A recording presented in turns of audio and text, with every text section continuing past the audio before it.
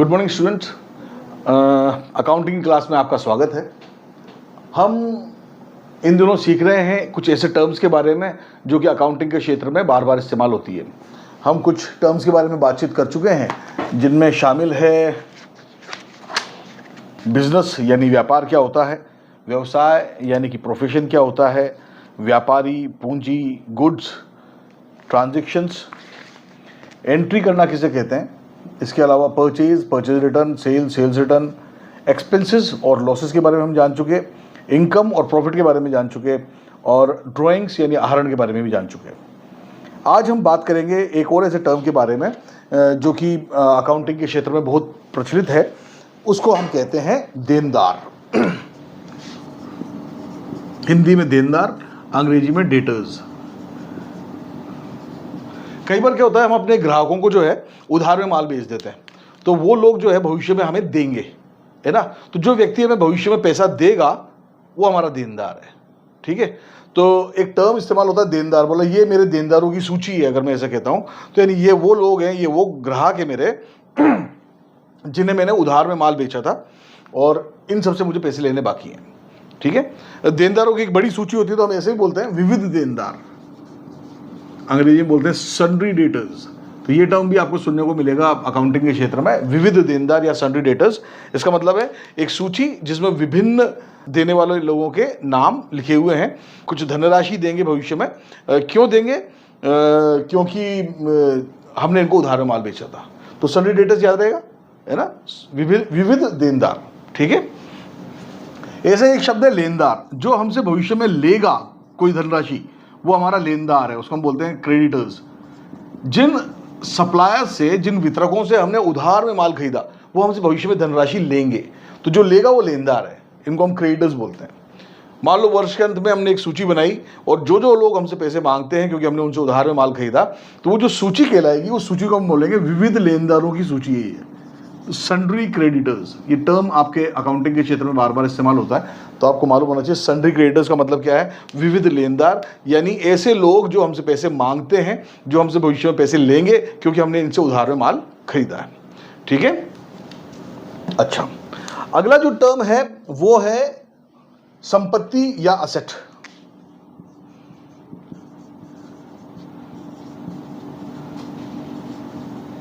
संपत्तियों के बारे में हम लोग पहले ही बातचीत कर चुके हैं। हमने बात की थी कि संपत्तियां ऐसी वस्तुएं होती हैं जो कि बेचने के उद्देश्य से नहीं खरीदी बल्कि व्यापारिक स्थल यानी बिजनेस प्लेस पर ही इस्तेमाल की जाएंगी, जैसे बिल्डिंग, मशीनरी, फर्नीचर, कंप्यूटर वगैरह, जो बेचने के उद्देश्य से नहीं खरीदे गए हैं बल्कि हमारे व्यापार के दैनिक दिनचर्या के जो कार्यों को आसान बना देंगे, उन्हें हम बोलते हैं संपत्ति। तो संपत्तियों में ऐसी वस्तुएं शामिल हैं जो कि बेचने के उद्देश्य से नहीं खरीदी गई हैं, हमारे व्यावसायिक कार्यकलापों को, बिजनेस रनिंग को स्मूथ बना देगी, व्यावसायिक कार्यकलापों को आसान बना देगा, है ना।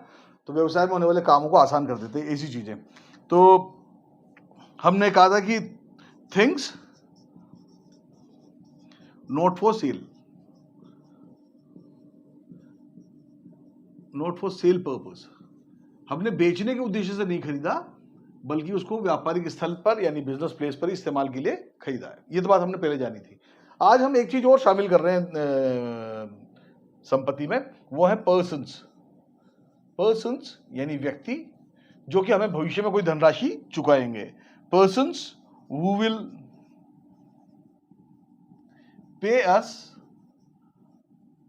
इन फ्यूचर, जो हमें भविष्य में कुछ धनराशि देंगे, वो जो है हमारे लिए संपत्ति के समान है। अब व्यक्ति में किसे शामिल किया जाता है, पर्सन में किन्हें शामिल किया जाता है? स्त्री और पुरुष सभी व्यक्ति हैं, तो जो नेचुरली बने, ईश्वर ने जिन्हें बनाया, राम, श्याम, मोहन, सोहन, सीता, गीता, ये सब व्यक्ति हैं। इसके अलावा आर्टिफिशियल पर्सन होते हैं, कृत्रिम व्यक्ति। कृत्रिम का मतलब होता है मानव निर्मित, मैन मेड। दो व्यक्तियों ने मिलकर एक संस्था बना ली, टेली एकेडमी, तो ये टेली एकेडमी भी अब एक व्यक्ति कहलाएगा। तो जो संस्थाएं होती हैं वो भी व्यक्ति होती हैं। तो राम, श्याम, मोहन, सोहन, सीता, गीता, ये तो व्यक्ति हैं ही। एक परचूनी की दुकान है, शिव जनरल स्टोर, तो वो भी एक व्यक्ति है। एक कंप्यूटर प्रशिक्षण केंद्र है, टेली एकेडमी, तो वो भी एक व्यक्ति है। एक बैंक है जहाँ पैसे जमा करा दो, निकाल लो, वो आपके पैसों को का ध्यान रखते हैं, तो वो बैंक जो है आईसीआईसीआई बैंक या स्टेट बैंक ऑफ इंडिया, वो भी एक व्यक्ति है। तो इस प्रकार हम देखते हैं कि व्यक्तियों में कौन कौन शामिल है, जो नेचुरल पर्सन है, स्त्री और पुरुष सभी, मेल फीमेल सभी, राम श्याम मोहन सोहन सीता गीता ये तो है ही, और संस्थान चाहे वो एक व्यक्ति द्वारा चलाया जा रहा कोई संस्थान हो, जैसे कि टेली एकेडमी या पंडित कंप्यूटर्स या शिव जनरल स्टोर, और ऐसा भी हो सकता है कि कई व्यक्ति उसके स्वामी हैं, जैसे टाटा मोटर्स, रिलायंस इंडस्ट्रीज। तो उसमें तो जो शेयर होल्डर्स हैं, जिन्होंने उसमें पैसा लगाया उस कंपनी में, तो बहुत सारे मालिक हैं उसके, तो वो भी व्यक्ति कहलाएंगे। ठीक है, तो हमारा लेन देन जो होता है कई बार ऐसे राम श्याम मोहन सोहन सीता गीता से लेन देन होगा, और उनसे हमें पैसे लेने हैं शायद। और ऐसा भी हो सकता है कि किसी संस्था से पैसे लेने हैं हमारे, क्योंकि हमने उनको भी कुछ गुड्स बेचे थे शायद। तो persons who will pay us in future, तो हमें पैसे कौन देगा भविष्य में? ऐसे लोग जिन्हें कि हमने उधार में माल बेचा है, यानी कि देनदार हमारे एक तरह से संपत्ति ही है, क्योंकि ऐसे लोग जो कि हमें भविष्य में पैसे देंगे, तो देनदार तो हमें पैसे देंगे ना, तो देनदार हमारे लिए संपत्ति के समान है। इसके अलावा क्या होगा कि दिया गया ऋण, लोन गिवन, हम जो बिजनेस चला रहे हैं उसमें कोई एक व्यक्ति है, मान लें हमारा ऑफिस असिस्टेंट है, और वो जो है बोलता है कि साहब सर मुझे एक मोटरसाइकिल खरीदनी है ताकि मैं ऑफिस थोड़ा जल्दी आ जाऊँ, सेकेंड हैंड मोटरसाइकिल खरीद रहा हूँ, तो 10-1 हज़ार रुपये तो मेरे पास है, मोटरसाइकिल 20,000 की है, मुझे 10,000 रुपये और अगर मिल जाए तो मेरे लिए आसानी हो जाए और मैं ऑफिस टाइम पर आ जाया करूँगा। तो कंपनी ने जो है, संस्था ने जो है, अपने उस कर्मचारी को 10,000 रुपये ऋण दे दिया, बोले भाई 1,000 रुपये महीना के हिसाब से आपके आने वाले 10 महीनों में तनख्वाह में से काट लेंगे। तो हम उसको पैसे उधार दे दिए, तो ये जो 10,000 रुपये दिए वो व्यक्ति चुकाएगा तो सही ना भविष्य में, तो जो पैसा भविष्य में मिलने वाला है वो संपत्ति है, तो दिया गया ऋण भी संपत्ति के समान है। ऋण तो किसी व्यक्ति को ही देंगे, है ना, जिस तरह से देनदार भी एक व्यक्ति होता है, दिया गया ऋण भी एक व्यक्ति को ही ऋण दिया जाता है, तो उससे पैसा लेना है ना। ऐसे ही जमाएं, डिपॉजिट्स, डिपॉजिट कहाँ करेंगे अपन, जमा कहाँ कराएंगे पैसे? किसी व्यक्ति के पास ही कराएंगे, है ना, किसी वस्तु के पास तो कराएंगे नहीं। तो व्यक्ति कौन हो सकता है? कोई ऐसा व्यक्ति भी हो सकता है, राम श्याम मोहन सोहन सीता गीता, जिस पर पैसे जमा कराए थे बाद में ले लेंगे जरूरत पड़ने पर, या बैंक में जमा कराएंगे, है ना, किसी संस्थान में जमा कराएंगे। तो जमाएं भी किसी व्यक्ति के पास ही कराई जाती है और वहां से भविष्य में प्राप्त होता है पैसा। तो हमने ये देखा कि संपत्तियों में चीजें तो शामिल है जो बेचने के लिए नहीं खरीदी गई हैं। ऐसे व्यक्ति जिनसे भविष्य में कुछ धनराशि प्राप्त होने वाली है, जिनसे हम पैसे मांगते हैं, वो व्यक्ति भी संपत्ति में शामिल किए जाते हैं। तो ठीक है, अगर हम ध्यान से देखें तो देखते हैं कि संपत्तियां वो हैं जिनसे जरूरत पड़ने पर पैसा बनाया जा सकता है। ये वस्तुएं जो कि बेचने के उद्देश्य से नहीं खरीदी गई हैं, यदि जरूरत पड़ जाए तो हम उन्हें बेचकर पैसा बना सकते हैं, क्योंकि उनका मूल्य तो है, बेचना नहीं चाहते थे हम, बहुत ज्यादा जरूरत पड़ गई तो हमने उसको बेचकर पैसा बना लिया, और हमें पैसों की जरूरत थी तो इन लोगों से हमने पैसा मांग लिया। वो देनदार है, वो ग्राहक जिससे हम पैसे मांगते हैं उससे मांग सकते हैं, जिसको हमने ऋण दिया उससे पैसे मांग सकते हैं, जब जमा कराया वहां से वापस निकाल सकते हैं, तो यहां से पैसा आ जाएगा। तो भविष्य में जहां से पैसा आएगा वो सब संपत्तियां होती हैं, भले ही वो वस्तु हो चाहे व्यक्ति हो। बात समझ आ गई? संपत्ति का बिल्कुल उल्टा एक शब्द है, इसका ही मतलब बिल्कुल आप यूं समझ लें, विपरीत अर्थ वाला जो है एक शब्द है जिसे हम बोलते हैं दायित्व, लायबिलिटीज। दायित्व जो शब्द है वो संपत्ति का बिल्कुल विपरीत अर्थ है। संपत्तियों से भविष्य में पैसा बनता है, तो दायित्व की वजह से पैसा व्यापार से जाता है। तो पैसा कौन मांग सकता है व्यापार से?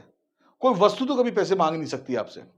अगर मान लो हमारी कोई कुर्सी है, वो 3 टांग की भी रह गई तो कबाड़ में बिकेगी और पैसे देके ही जाएगी, तो वस्तु तो पैसे देके ही जाएगी, पैसे मांगने नहीं आएगी कि मैं 3 टांग की कुर्सी रह गई हूं मुझे पैसे दो। समझ रहे? तो 3 टांग की कुर्सी भी कबाड़ में बिक के कुछ पैसे देके ही जाएगी, तो वस्तु कभी भी पैसे मांगने नहीं आएगी आपके पास। तो वस्तु कभी भी दायित्व नहीं हो सकती, सिर्फ व्यक्ति ही दायित्व हो सकते हैं, और व्यक्ति जिन्हें भविष्य में हमें कोई धनराशि देनी है वो सब दायित्व है। Persons to whom money will be paid in future.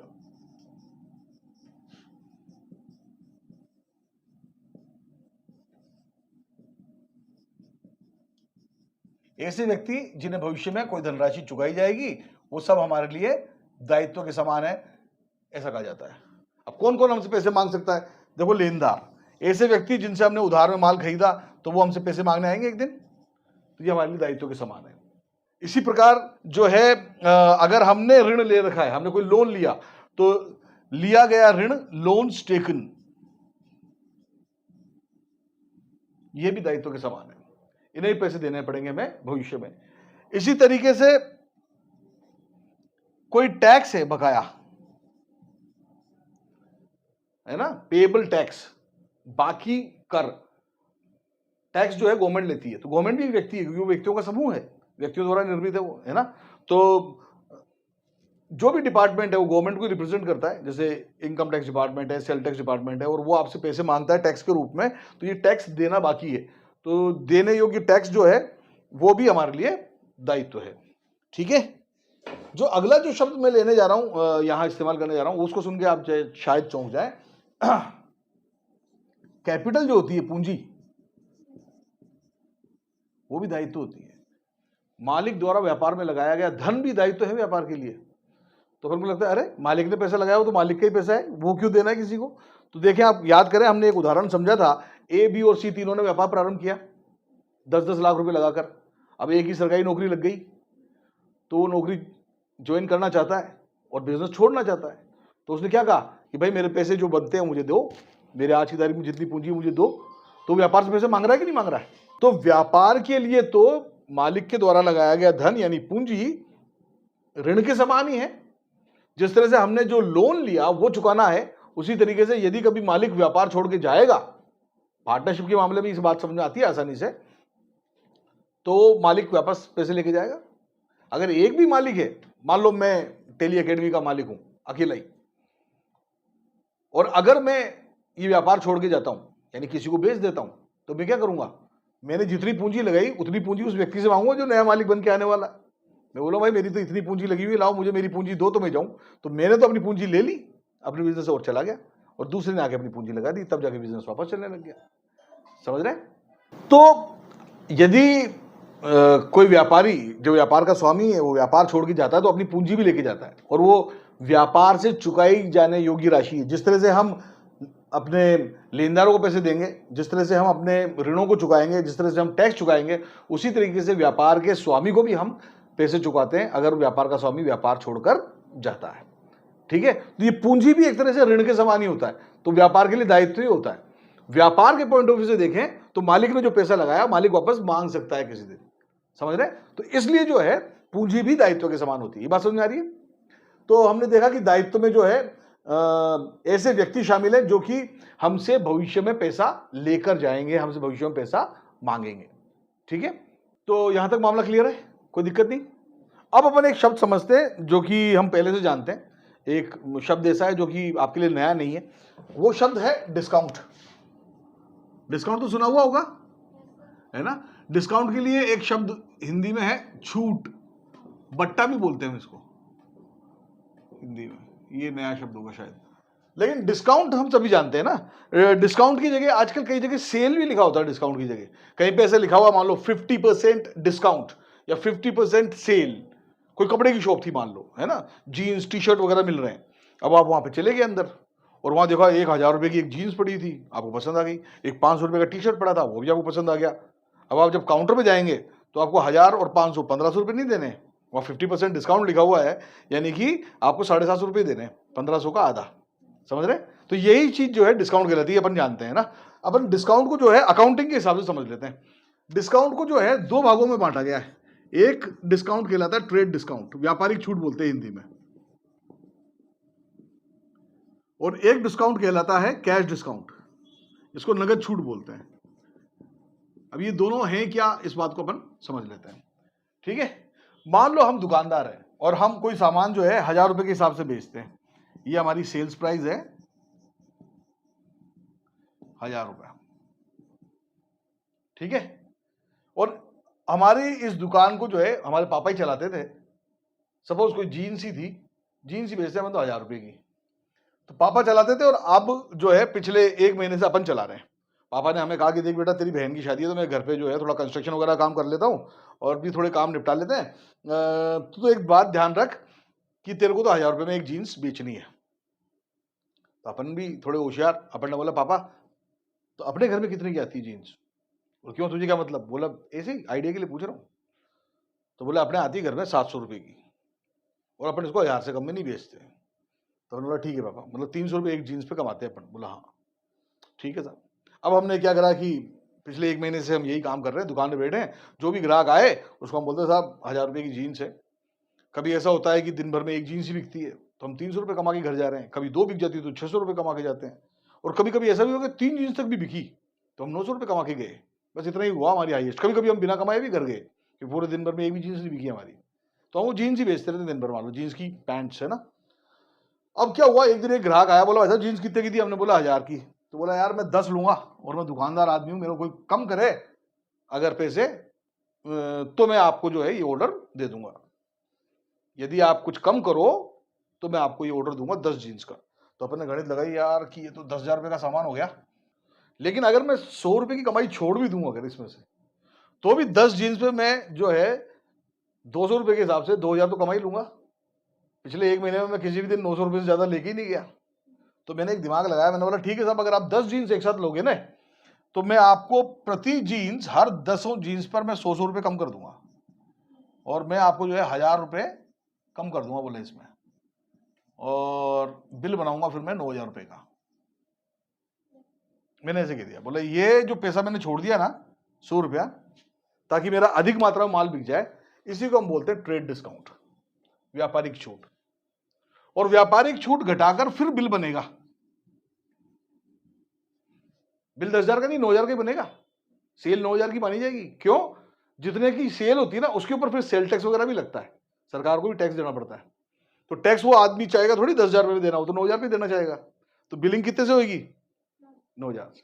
तो हम यूं कह सकते हैं कि बिल बनने से पहले सौदेबाजी में, बार्गेनिंग में अगर कुछ पैसे कम कर दिए जाए तो वो व्यापारिक छूट होती है।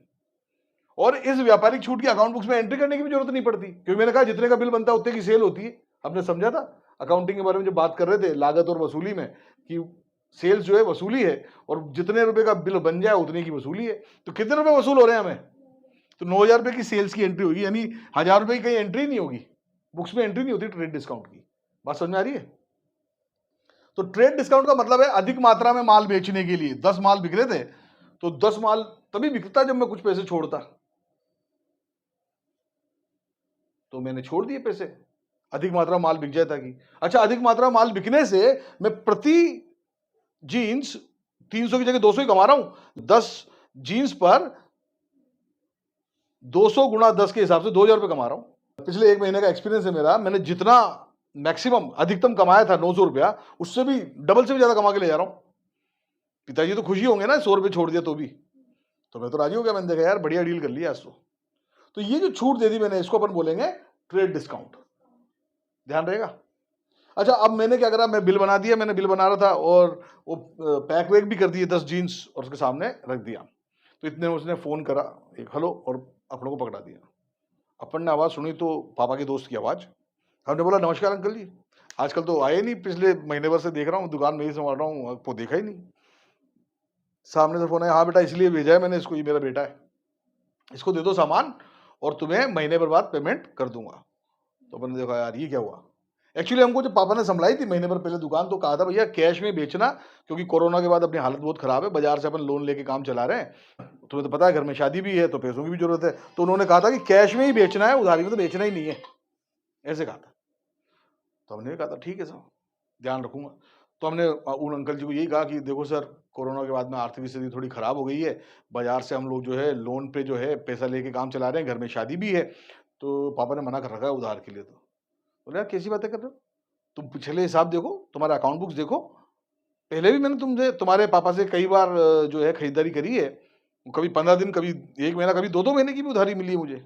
बोला अंकल आपकी बात सही है, लेकिन फिलहाल उधारी नहीं दे पाएंगे हम, सच में बड़ी कष्ट की स्थिति है।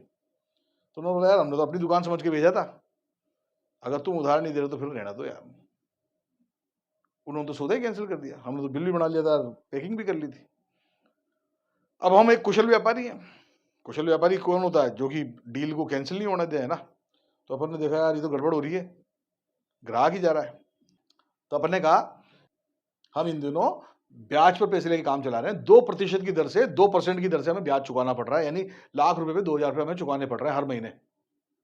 अभी आप महीने भर बाद देना चाहते हो 9000 रुपये, मैं ऐसा करता हूं आपको इसके ऊपर 2% कम कर देता हूं, 180 रुपये कम कर देता हूं। भाई 1 महीने बाद तो आप 9000 रुपये देने को तैयार ही थे, आप तो अभी दे दो मुझे 9000 रुपये, ये सोच के दे दो कि आपने मुझे 9000 रुपये का लोन दे दिया और उस पर 180 रुपये का ब्याज कमा लो। मैं 180 रुपये और कम कर देता हूं आपको, लेकिन अंकल प्लीज नकद दे दो क्योंकि स्थिति बहुत खराब है। वो सामने वाला देखा, यार मैं तो 9,000 रुपये देने को तैयार था, तो 180 रुपये और कम कर रहा है। वो राजी हो गया। उसने बोला ठीक है, मैं तुम्हारा QR कोड भेजो, मैं अभी तुम्हारे को पेमेंट करता हूँ और माल पेमेंट दे, इसको दे दो बच्चे को। अपन ने अपना QR कोड भेजा और वहां से पेमेंट आ गया। कितने का पेमेंट आएगा? 8,820 का आएगा, 180 रुपये कम करके, है ना। इतना कैश मिलेगा अपन को, पैसा इतना ही मिलेगा, है ना, समझ रहे हो। तो ये जो पैसा बिल बनने के बाद जो हम ले सकते थे, उसमें भी कुछ पैसे छोड़ दिए ताकि हमें भुगतान जल्दी मिल जाए, पैसा जल्दी हाथ में आ जाए। इसको बोलते हैं कैश डिस्काउंट। बिल बनने से पहले जो छोड़ा वो ट्रेड डिस्काउंट है, बिल बनने के बाद में पैसा जल्दी प्राप्त हो जाए, इस उद्देश्य से जो पैसे छोड़ दिए वो है कैश डिस्काउंट। तो आप देखें, ट्रेड डिस्काउंट का उद्देश्य जो है वो होता है अधिक मात्रा में माल बेचना, और जबकि कैश डिस्काउंट का उद्देश्य होता है पैसा जल्दी प्राप्त करना, जो 1 महीने बाद मिलता है वो अभी लेना है। अच्छा, इसमें हम खुश भी हैं। क्यों? देखो, 2,000 रुपये कमा रहे थे अपन, 200 गुणा 10 के हिसाब से 2,000 रुपये कमाई होती है 10 नग पे, 180 कम भी कर दिया तो भी 1,820 रुपये कमा रहे हैं। ज्यादा से ज्यादा पिछले 1 महीने में मैंने 900 कमाए, तो उससे भी डबल ही कमा रहा हूं अभी भी, और पैसा भी हाथ में। ऐसा तो है नहीं कि भाई 1 महीने बाद पैसा मिलेगा, और सामने वाला भी खुश है। 9,000 देने की जगह उसको 8,820 ही देने पड़ रहे हैं। तो बात समझ में आ रही है? कैश डिस्काउंट समझ में आ गया। तो कैश डिस्काउंट जो हम समझ लेते हैं, तो उसके बाद हम देखें कि देखो, हमने बिल बनाया कितने का? 9,000 रुपये का। तो हमने अपनी बुक्स के अंदर एंट्री करी होगी कि 9,000 रुपये इस आदमी से लेने, वो ले कितने रहे? तो 180 रुपये जो है ना डिस्काउंट जो दे दिया हमने, वो बुक्स में दिखता रहेगा कि इस आदमी से 180 रुपये और मिलेंगे। तो उस 120 रुपये की एंट्री करनी पड़ेगी, भाई साहब ये पैसे अब नहीं मिलने वाले, ये तो खर्चा हो गया, नुकसान हो गया, इसकी एंट्री करनी पड़ेगी। इस बात को आप और बेहतर तरीके से समझेंगे जब हम प्रैक्टिकली इस सौदे को करेंगे। लेकिन अभी आप यूं समझ लें बस इतना कि ट्रेड डिस्काउंट जो होता है उसकी एंट्री करने की जरूरत ही नहीं पड़ती। क्यों? वो अकाउंटिंग के प्रोसेस जब शुरू हो रही है उससे पहले का मामला है, तो था ही नहीं, अस्तित्व में नहीं था जब हमारा बिल बना और बिल की अमाउंट से एंट्री करी। तो पहले क्या बात हुई, जो होगी सो हो गई। हो सकता 15,000 बताइए हमने रेट और 9,000 में बेचा, जितने में बेच दिया उतने की एंट्री होगी। तो ट्रेड डिस्काउंट तो पिक्चर में आया ही नहीं था जब बिल बना, उससे पहले की मामला था।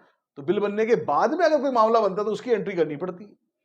तो कई बार आता है ये मामला, ये बात पूछी जाती है या समझने की जरूरत पड़ जाती है, या ट्रेड डिस्काउंट की एंट्री नहीं होती जबकि कैश डिस्काउंट की होती है। तो उसके पीछे लॉजिक ये है, तर्क ये है।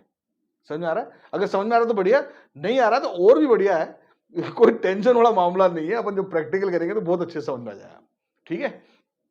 अच्छा, ये पैसे तो हमने राजी खुशी छोड़े, और कई बार छोड़ने पड़ते हैं, इसका हमें पहले से भी मालूम भी होता है इस बात का, है ना। तो ये एक खर्चा है। लेकिन कई बार क्या होता है, मान लो हमने किसी को 9,000 रुपये का माल उधार बेच दिया और वो मर गया, उसके घर को पैसे देने से मना कर दिया, या भाग गया, लापता ही हो गया, वो उससे पैसे नहीं मिल रहे, है ना। या एक होता है दिवालिया हो जाना, उसके इतने सारे दायित्व हो गए कि अगर वो अपनी पूरी संपत्तियां भी बेच दे तो भी वो अपने दायित्व नहीं चुका सकता। ऐसे व्यक्ति को बोलते हैं दिवालिया हो जाना। तो वास्तव में इसकी एक प्रक्रिया होती है, गवर्नमेंट को एप्लीकेशन दी जाती है, फिर गवर्नमेंट जो है एक रिटायर्ड जज को और उसके साथ में कुछ स्टाफ को भी नियुक्त करती है, फिर वो उसकी जितनी भी संपत्तियां उसको लिक्विडेट करती है, यानी कैश में परिवर्तित करती है, नीलाम विलाम करके उसकी बिल्डिंग, मशीनरी, फर्नीचर, कंप्यूटर सबको बेचते हैं। और जो पैसा आ गया उसके बाद उन लोगों को बोलते हैं भाई जो पैसे मांगते हैं इससे दावा पेश करो, क्लेम करो। तो सारे लेनदार उसके दावा पेश करते, साहब हमें इतने पैसे चाहिए, वो सब इतने चाहिए, इतने चाहिए, इतने चाहिए। जब सारे दावे आ जाते हैं तो फिर वो जो कमीशन बैठा हुआ है, वो रिटायर्ड जज और अन्य स्टाफ, वो चेक करता है कि भाई हाँ सच में अकाउंट बुक्स वगैरह से मैच करके कि सच में ही सही दावे हैं कि नहीं। और अगर दावा सही है तो फिर क्या होता है, आनुपातिक भुगतान होता है। इसका क्या मतलब है, प्रोपोर्शनेट पेमेंट का, कि मान लो सारी संपत्तियों से जो है वसूली हो गई थी जितनी भी, उसमें से इन्होंने पहले तो सबसे पहले सरकार ने उसका खर्चा काटा, किसका, ये जो कमीशन बनाया था, ये जो जज और अन्य स्टाफ रखे थे ना, तो उनका खर्चा निकाल लिया पहले तो। और फिर जो पैसा बच गया, मान लो 2 लाख रुपए बच गया, उसको लेके बैठते हैं बांटने के लिए। अब 2 लाख रुपए तो इकट्ठे हुए और मांगने वाले आगे 4 लाख के, तो उनको प्रोपोर्शनेट पेमेंट होगा, यानी कि 4 के बदले में 2 ही है, यानी जो 1,000 रुपए मांगता है उसको 500 मिलेंगे, और जो 500 मांगता है उसको 250 ही मिलेंगे। और उससे ये लिखवा और लेते हैं कि भाई इस बंदे को परेशान नहीं किया जाएगा, यही तुम्हारा फाइनल पेमेंट है।